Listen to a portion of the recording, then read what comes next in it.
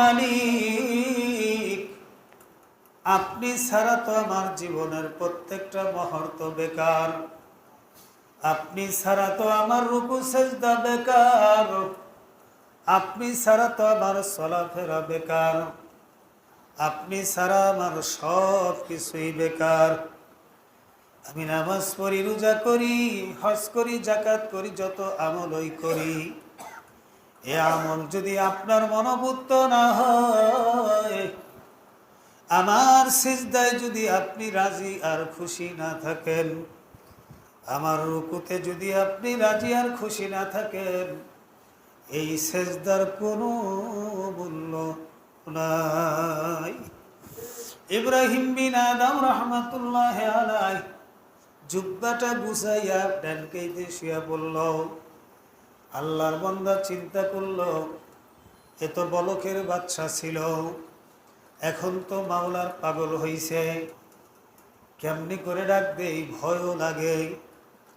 দেখতে দেখতে সারাটা রাত চলে গেল, বলকের বাচ্চারে ডাক দেয় না, না জানি বেদবি হইয়া যাবে, মনে কষ্ট পাবে। সকালবেলা যখন আজান শুরু হয়ে গেল, আসসালাতু খায়রুম মিনান নাওম, বাবারে ঘুম ভেঙে গেল।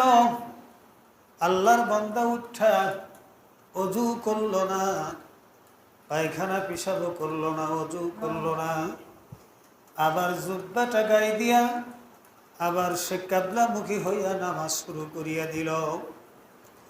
আরে ফজরের নামাজ পর্যন্ত আল্লাহর বান্দা মসজিদের বারিন্দায় অপেক্ষা।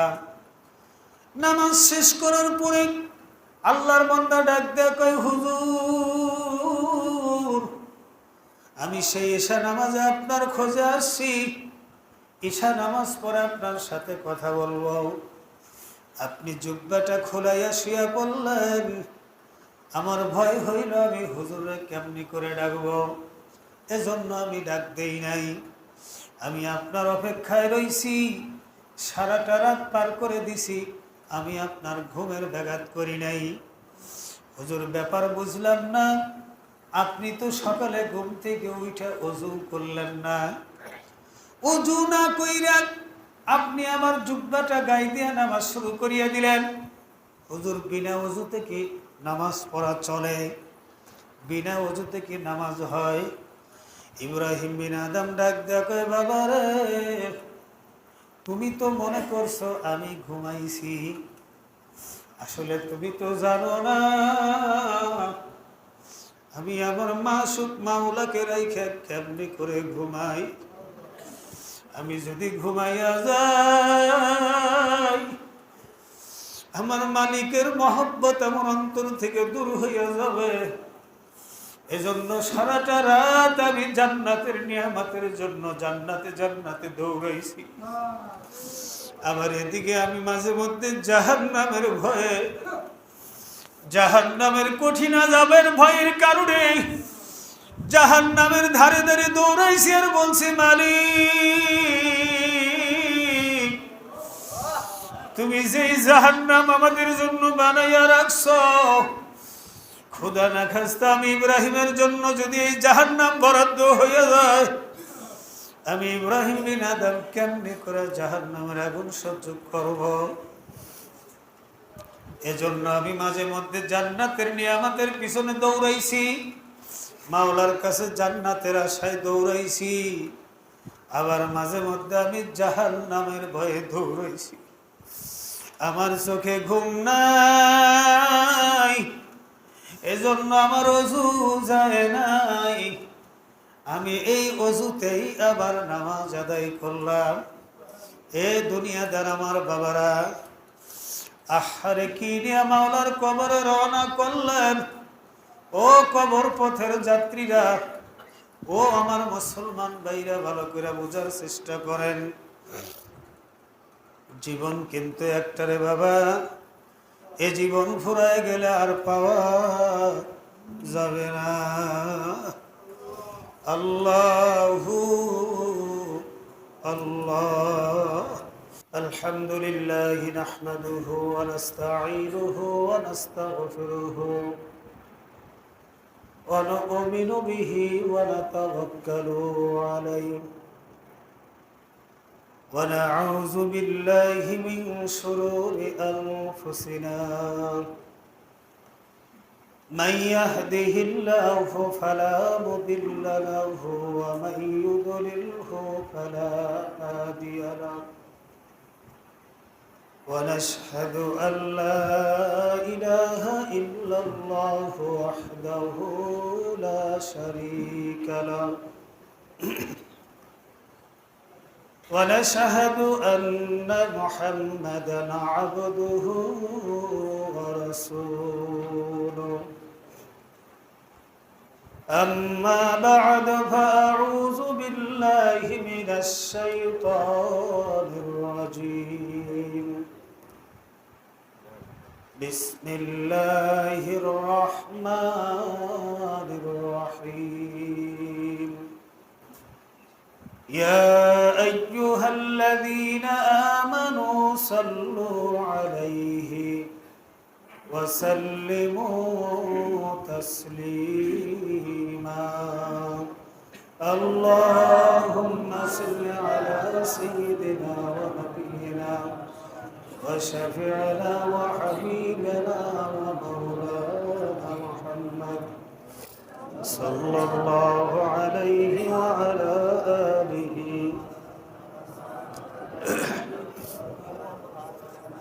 اللهم صل على سيدنا ونبينا وشفيعنا وحبيبنا ومولانا محمد صلى الله عليه وعلى آله وصحابه وبارك وسلم أعوذ بالله من الشيطان الرجيم بسم الله الرحمن الرحيم يا أيها الذين آمنوا ادخلوا في السلم كافة ولا تتبعوا خطوات الشيطان إنه لكم عدو مبين وقال الله تعالى في كلامه المجيد ألا بذكر الله تطمئن القلوب لا إله إلا الله لا إله إلا الله لا إله إلا الله لا إله إلا الله لا إله إلا الله لا إله إلا الله لا إله إلا الله لا إله إلا الله لا إله إلا الله لا إله إلا الله لا إله إلا الله لا إله إلا الله لا إله إلا الله لا إله إلا الله اللهم آمين اے میرے معشوق اے میرے محبوب اے میرے اللہ رکھو مجھ کو ہر لیل و نہار عشق میں بے اپنے صبر و بتاب و ہم بقرار ও মাবুদ গো এক ফোঁটা পানি দিয়া বনি আদমকে বানায়া तमाम दुनियार ऊपर सरिया दिला আবার কিছুদিন ঘুরাইয়া ফিরাইয়া ওই অন্ধকার কবরে লইয়া যাইবা এই দুনিয়াতে তুমি কাউকেই থাকতে দিবা না। ভাই বলি, বন্ধুরা বলি, আত্মীয় বলি, স্বজন বলি, ছেলে বলি, মেয়ে বলি, কেউ তো কারো আপন না। চিন্তা ভাবনা করিয়া দেখিলাম মাওলা, ওই অন্ধকার কবরে তুমি ছাড়া আর তো কেহ আপন হবে না। ও মাবুদ, নগরবাড়ি ঘাট মসজিদে প্রতি বছরের না 3 দিনের তরবিয়ত মাহফিলের প্রথম দিন চলতে আছে মাবুদ। আল্লাহ 3 দিনের তরবিয়ত মাহফিল শুরু হয়ে গেল। আল্লাহ জানি না কার জীবনের শেষ মাহফিল। গত বছর কত মুজাহিদ আসছিল, আজকে তারা এখানে উপস্থিত নাই। কত মুজাহিদ কবরে চলে গেল। এমনই একটা দিন আসবে আমরাও থাকব না। নিয়ম অনুযায়ী মাহফিল চলতেই থাকবে, আমরা থাকব না। ও দয়ার মালিক, গুনাহ অবস্থায় কবরে ডাক দিও না। গুনাহ অবস্থায় কবরে ডাক দিও না। কবরে যাওয়ার পরে তোমার চেহারাটা আমাদের থেকে ঘুরাইয়া রাখো না। আল্লাহ হাসর মিজান পুলসিরাতে তুমি আমাদের থেকে চেহারাটা ঘুরাইয়া রাখো না। ও দয়ার মাওলা, আজকের এই মাহফিলকে নাজাতের ওসিলা বানায় দাও, নাজাতের জরিয়া বানায় দাও। আল্লাহ 3 দিনের এই প্রোগ্রামকে কবুল করিয়া নাও। আল্লাহ ইন্তেজামিয়া কমিটিকে কবুল করো, সহযোগিতা করো, সাহায্য করো।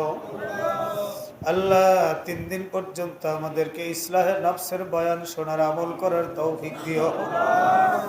আল্লাহ 3 দিনের তরবিয়াতি মাহফিল তোমার হাতে সুপর্দ করলাম, সর্বদিক থেকে হেফাজত করিও। সুবহান রাব্বিকা রাব্বিল ইজ্জাতি আম্মা ইয়াসিফুন ওয়া সালামুন আলাল মুরসালিন আলহামদুলিল্লাহি রাব্বিল আলামিন। আল্লাহ পাকের বান্দা জনাবে মুহাম্মদুর রাসূলুল্লাহ সাল্লাল্লাহু আলাইহি ওয়াসাল্লামের উম্মত,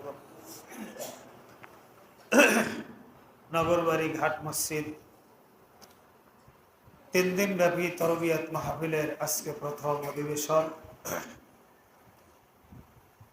সম্মানিত উপস্থিত মুসল্লিয়ানে কেরাম, দিন দরদি আল্লাহ প্রেমিক, রসুল প্রেমিক আমার মর্দে মুজাহিদ ভাইরা, পর্দার আড়ালের মা ও বোনেরা এদিক সেদিক থাকতে পারেন। মহান রব্বুল ইজ্জাতের দরবারে অসংখ্য অগণিত শুকরিয়া যে আল্লাহ রব্বুল আলামিন আমাকে আপনাকে হায়াতের মধ্যে বরকত দান করেছেন। 1 বছর পর এই মজলিস আল্লাহ রব্বুল আলামিন আসার ও বসার তৌফিক দিয়েছেন। এটা আল্লাহ পাকের পক্ষ থেকে আমার আপনার জন্য বড় একটা দয়া, বড়ই নিয়ামত। ইচ্ছা করলেই তো বেঁচে থাকা যায় না, ইচ্ছা করলে মৃত্যুবরণও করা যায় না। আসলে সবকিছু তো ওনার তরফ থেকে ফয়সালা। গত বছর এই সময় অনেক মুজাহিদ আমাদের সাথে ছিলেন, অনেক দায়িত্বশীল ছিলেন। আজকে অনেকেই নাই। এমন একদিন আসবে আমি আর আপনিও থাকবো না। আজকে যে মেহমানরা আলোচনা করতেছেন, দীর্ঘদিন পর্যন্ত অনেক মেহমান আসেন, এখানে বয়ান করেন, নসিহত করেন, তালিম তরবিয়ত করেন, মাসলা মাসাইল শিখান, মাসনুন দোয়াগুলো শিখান ওলামায়ে কেরাম। এমনই একদিন আসবে যে তারাও এই জমিনে থাকবে না। এজন্য ভাই, আল্লাহর হাবিব সাল্লাল্লাহু আলাইহি ওয়াসাল্লাম ইরশাদ করেন, ইন্নামাল আ'মালু বিল খাওয়াতিম, জীবনের শেষ আমলের উপর আপনার ফয়সালা হবে। অনেক মানুষ সারা জিন্দেগি ভালো কাজ করে, কপাল মন্দ, মৌতের আগে এমন একটা বদ আমল করে যায়, তার ওই ভালো আমল করার নসিব আর হয় না, ওই বদ আমল অবস্থায় দুনিয়ার থেকে বিদায় হয়ে যায়। আবার অনেক আল্লাহর বান্দা জীবনভর অনেক গুনাহ করে, অনেক অপরাধ করে, ঠিক মতো নামাজ পড়ে না, সুন্নাতের উপর আমল করে না। আল্লাহর বান্দা জীবনের শেষ প্রান্তে এমন কিছু আমল করেন যে সেই আমল অবস্থায় সে দুনিয়ার থেকে বিদায় হয়ে যায়। রাসূল করিম সাল্লাল্লাহু আলাইহি সাল্লাম বলেন, জীবনের শেষ আমলের উপর ফয়সালা। এজন্য জীবনের শেষ কোথায়? আমি তো মনে করি জীবনের শেষ প্রত্যেকটা নিঃশ্বাসে নিঃশ্বাসে, জীবনের শেষ মুহূর্ত প্রত্যেকটা কদমে কদমে। এই যে আসছি, আর তো জীবিত অবস্থায় বাড়ি নাও ফিরতে পারি, কথা ঠিক না? এজন্য আসলে জীবনের শেষ মুহূর্ত সকল সময়, সকল অবস্থায় কোন সময় যেন ডাক দেন, কোন সময় যেন ধরে বসে। এজন্য আমাকে সবসময় শেষ নিঃশ্বাস, আমার মৃত্যু, এটার জন্য আমাকে সবসময় প্রস্তুত থাকতে হবে। কারণ এটার কোনো নোটিশ আসবে না, কোনো সংবাদ আসবে না, কোনো চিঠিপত্র আসবে না। মোবাইলে হাজারো হাজারো মেসেজ আসে, কিন্তু এই ব্যাপারে কোনো মেসেজ আসবে না। এজন্য সব সময় প্রস্তুত থাকা লাগবে। আমি 2004-এ মানিকগঞ্জ औरंगाबाদের ওই দিকে ছাত্র অবস্থায় 1 বছর ইমামতি করলাম। তো ওই মহল্লার মধ্যে এক চাচা মিয়া ছিলেন, ওনাকে আমি দাদা বলে ডাকতাম। একেবারেই বৃদ্ধ, একেবারেই বৃদ্ধ। আমি দেখতাম এই চোখের উপরের যে চামড়াটা আছে ভুরুর নিচে, এই চামড়াটা ঝুলাইয়া ওনার চোখ অর্ধেক ঢেকে গেছে, এতটাই বয়স হয়েছিল। কিন্তু আল্লাহর বান্দার এমন একটা অভ্যাস ছিল, প্রায় 1 কিলো 1.5 কিলো হাইটে উনি বাজারে যাইতেন, আবার হাইটে বাড়িতে আসতেন। মাঝে মধ্যে রাস্তার মধ্যে 2-3টা জায়গায় উনি বসতেন, বসে জিরাইয়া তারপরে রওনা করতেন। তা আমি একদিন বললাম, দাদু ভাই, এত কষ্ট করে আপনি বুড়া মানুষ, এত কষ্ট করে 1-1.5 কিলো হেঁটে হেঁটে আপনি বাজারে যান, আসেন? কই ভাই যাই তো ওই আপনার 2টা কারণে, একটা হলো চা খাই, আর একটা হলো আমি পেপার পড়ার অভ্যাস। পেপার পড়ার অভ্যাস আমার, পেপার না পড়লে চলেই না। খাওয়া আমার এক তো কম দেন, সমস্যা নেই, কিন্তু পেপার পড়তে হবে। এরকম অভ্যাস তো লোক আমাদের এই সমাজে আছে না নেই? অনেকেই আছে, বাজারে কোনো কাজ নাই, শুধু 1 কাপ চা খাবে, হয়তো একটু পেপার পড়বে। আবার কেউ আছে পেপারও পড়বে না, চাও খাবে না, চা স্টলে বয়ে বয়ে গিবত করার জন্য যায়, আছে না নাই? গিবত কিন্তু শাইখ রহমাতুল্লাহ আলাইহি গিবত সম্পর্কে সুন্দর উদাহরণ দিয়ে গেছেন।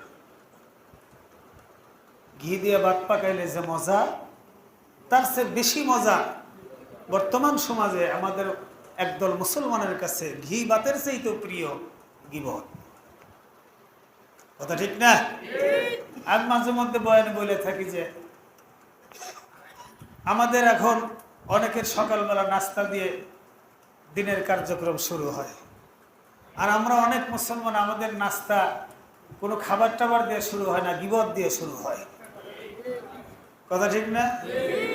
এখন গিবত আল্লাহর ফজলে বলা যায়, আল্লাহর ফজলে বললে ভুল হবে, দুঃখের সাথে বলতে হয়, এখন মসজিদেও গিবত শুরু হয়ে গেছে, কথা ঠিক না? মসজিদে গিবত, মাদ্রাসায় গিবত, এমন কিছু আহাম্মক তৈরি হয়েছে, কবরস্থানে যায় গিবত করে। হাই রে নেমো খারাপ, অথচ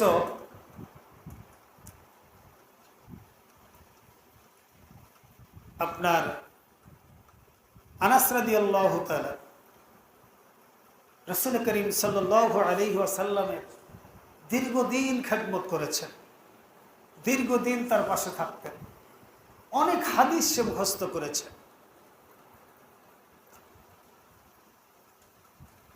উনি মসজিদে নববীর মধ্যে সাহাবায়ে কেরামদেরকে নিয়ে হাদিস বর্ণনা করতেছেন। করার পরে এদিকে সাহাবায়ে কেরাম ক্ষুধার্ত, খাবার দাবারের কোনো ব্যবস্থা নাই। তখন বলতেছে, ভাই আনাস, আল্লাহর হাবিবের দরবারে কোনো হাদিয়া তোফা আসলো কিনা, কোনো খানা খাদ্যের ব্যবস্থা আছে কিনা, একটু খবর নিলে ভালো হইতো। গেছেন, যাবার পরে সবে মাত্রই এক পেয়ালা দুধ আল্লাহ রসুলের দরবারে আসছেন হাদিয়া। এরপরে আনাস রাদিয়াল্লাহু তাআলা গেছেন, ইয়া রাসূলুল্লাহ, ইয়া হাবিবাল্লাহ, হুজুর অনেক সাহাবী ক্ষুধার্ত, কোনো খাদ্যের ব্যবস্থা আছে কি, আপনার দরবারে কোনো খানা খাদ্য আসছে কি? তখন বলতেছে, খানা খাদ্যের কি প্রয়োজন, খাদ্যের কি প্রয়োজন? যাই দেখো কিছু কিছু সাহাবীরা, কিছু কিছু লোকেরা তারা খানা খায়া ফেলাইছে, তারা কিছু কিছু খানা খায়া ফেলছে। হুজুর কি বলেন, খানা খাইছে মানে? কয়টাও গোস্ত খাইছে। কি খাইছে? গোস্ত খাইছে। কিসের গোস্ত, কার গোস্ত, কেমন গোস্ত? আমি তো একেবারে ফটফটা কিছুই দেখলাম না। কয় খাইছে তো খাইছে, বাইরের গোস্ত খাইছে। কিসের গোস্ত খাইছে? হায় রে ব্যাপার, বাইরের গোস্ত খাইছে মানে? আনাস রাদিয়াল্লাহু তাআলা হাদিস বর্ণনা করতেছে। আনাস রাদিয়াল্লাহু আসার পরে কিছু কিছু লোক বলতেছে, আল্লাহ রাসূল তো বেঁচেই আছেন, আনাসের আবার হাদিস বর্ণনা করার কি দরকার? গীবত হয়েছে কি হয় নাই? কি গীবত হয়েছে কিনা? আপনার অনুপস্থিতিতে এমন কিছু কথা বলা যেটা শুনলে আপনার অন্তরে কিঞ্চিত হলেও ব্যথা পাবেন, এরকম কিছু কথা বলাই গীবত। কথা ঠিক না? তখন বলতেছে সাহাবায়ে কেরামদের মধ্যে, এই আপনারা কে আছেন, আপনারা বলে গোস্ত খাইছেন, গোস্ত ভক্ষণ করছেন? হ্যাঁ। হয় না তো, আমরা তো কেউ গোস্ত খাইনি। কই তাহলে আল্লাহ রাসূল বললো কেমনি করে? আল্লাহ রাসূল তো ফাঁকে রয়েছেন, বললেন কেমনি করে? এদিকে আল্লাহ রাসূল বলে দিছেন, যদি বিশ্বাস না হয় তাদেরকে থুতু ফেলতে বইল, থুতুর মধ্যে মরা ভাইয়ের গোস্ত পাইবা। তার মানে যারা গীবত করে, যারা গীবত করেন, রাসূল বলেছেন তারা যেন মরা ভাইয়ের গোস্ত ভক্ষণ করলো। নাউযুবিল্লাহ। কিন্তু আজকে আমাদের এই সমাজে যে সমস্ত বয়ান বেশি বেশি দেওয়া হয়, ওই কাজ আরো বেশি বেশি করা হয়। কথা ঠিক না? যেই কথার উপরে, যেই কাজের উপরে বয়ান নসিহত করা হয়, সেইটা কিন্তু আরো বেশি বেশি করা হয়। সেই কাজের প্রতি আমাদের আরো প্রতিযোগিতা বেড়ে যায়। নাউযুবিল্লাহ মিন যালিক। এখন আমি যে কথা বলতে চেয়েছিলাম, আজকে আমাদের অনেক নামাজিরা গীবতকে জায়েজ মনে করে করেন, গীবতকে জায়েজ মনে করে করেন। আবার অনেক মুজাহিদরা এর মধ্যে একটু লিপ্ত হয়ে গেছে। কারণ হইল, শাইখ রহমতুল্লাহ আলাইহি আমাদেরকে যে 5টা ওষুধ দিয়ে গেছে, 3 শর্ত 3 সবক দিয়ে গেছে, কোরআন ও হাদিস থেকে যাচাই বাছাই করে দিয়ে গেছে। কোরআন ও হাদিস থেকে যাচাই বাছাই করে দিয়ে গেছে। 5টা ওষুধ, 3 শর্ত 3 সবকের মধ্যে সরমনের কোনো নাম নাই, সরমনের পীরদের কোনো নাম নাই, একেবারেই সম্পূর্ণ কোরআন সুন্নাহ অনুযায়ী, কোরআন ও হাদিস সাথে মিলাইয়াই এই ওষুধগুলো দিয়ে গেছেন, যার ফলে আল্লাহর ফজল ও করম দিন দিন মানুষের পরিবর্তন হইতেইছে। কিন্তু বর্তমান অবস্থার দিকে তাকাইলে দেখা যায় আমাদের 5 ঔষধের গুরুত্ব অনেক কমে গেছে। ঔষধের আমল খুবই কম।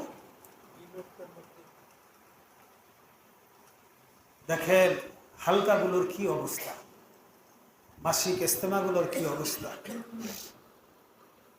আগে একটা ইউনিয়ন মাসিক ইস্তেমায় যে লোক হইতো,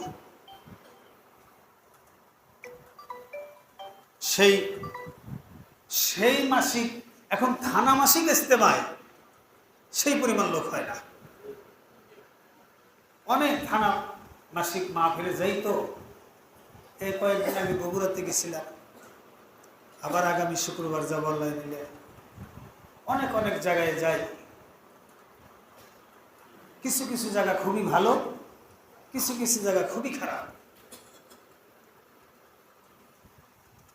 আবার মুজাহিদদের সাথে উঠা বসা করলে দেখা যায় 5 ঔষধ 3 শর্ত 3 সবক আদায়ের মাধ্যমে যে হালত তাদের মধ্যে ছিল, চলার পথে, বলার মাঝে, কাজ কর্মে, উঠা বসায়, সেই হালতও এখন আমাদের মুজাহিদদের মধ্যে খুবই কম। কয়েক বছর আগে নাটোরে চরমনার নমুনায় মাহফিল হইল।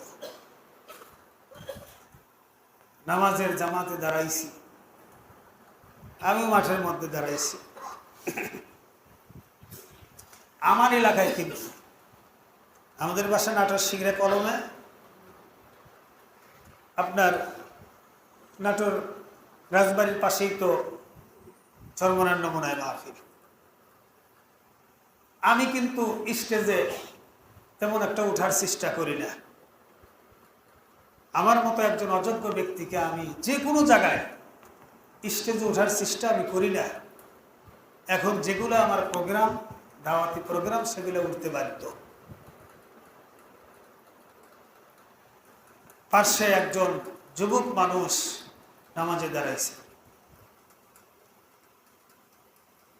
হালত, কানে আওয়াজ আসতেছে, ফুসফুস শব্দ। সালাম ফিরে দেখি আল্লাহর বান্দার 2 চক্ষু দিয়ে পানি ঝরঝর করে পড়তেছে। কি অবস্থা, কি হালত তার মধ্যে। তখন নিজেকে নিজে ধিক্কার দিলাম,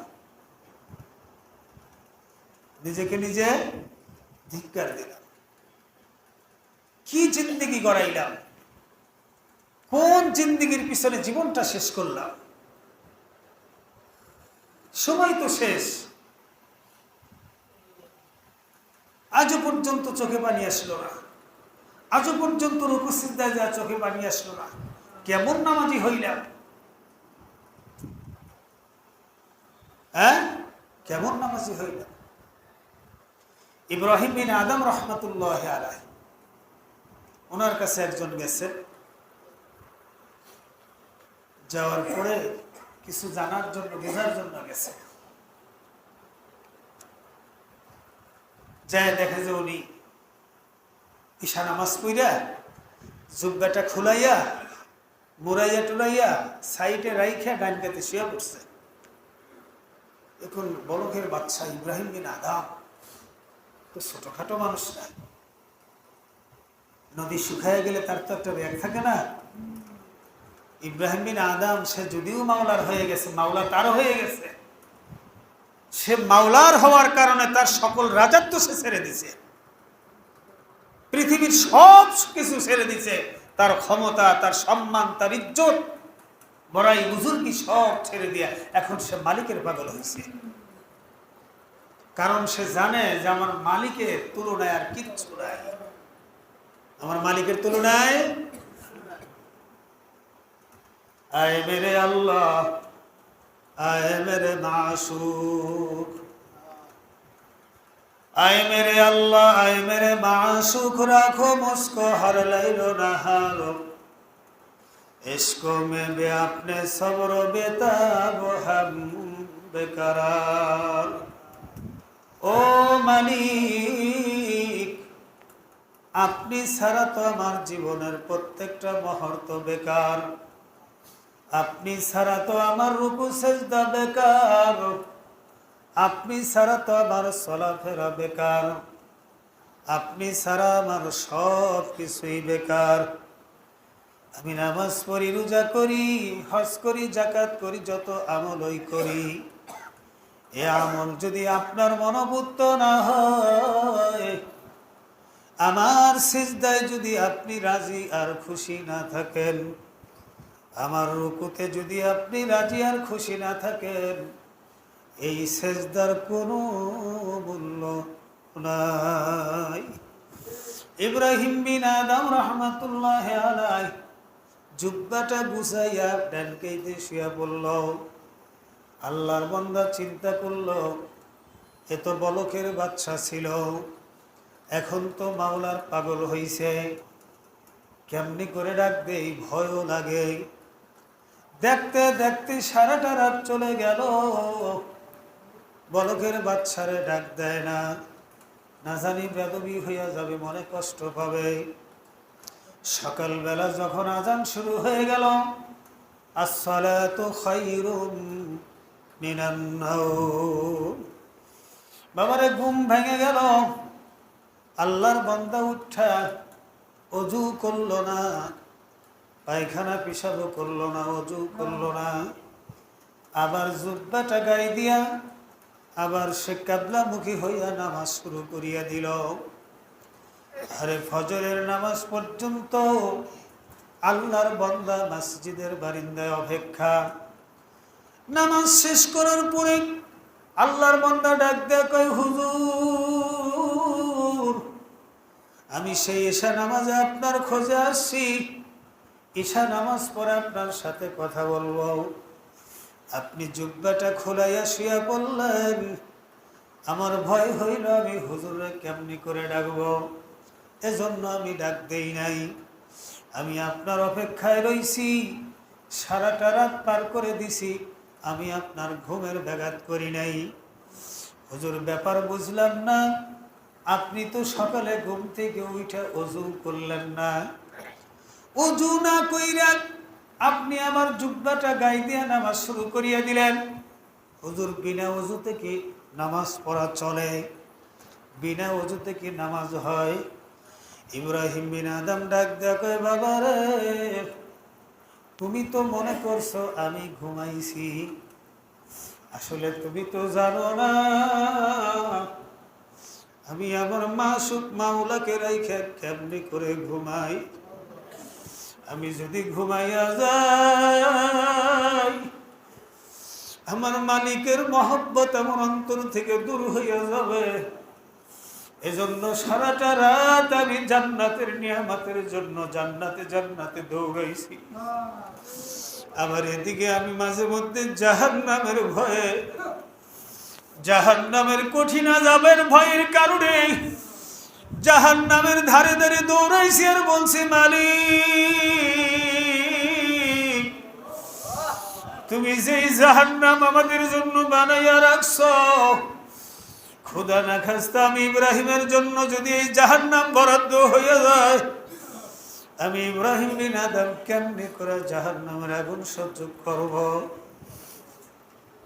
এজন্য আমি মাঝে মধ্যে জান্নাতের নিয়ামতের পিছনে দৌড়াইছি, মাওলার কাছে জান্নাতের আশায় দৌড়াইছি, আবার মাঝে মধ্যে আমি জাহান্নামের ভয়ে দৌড়াইছি।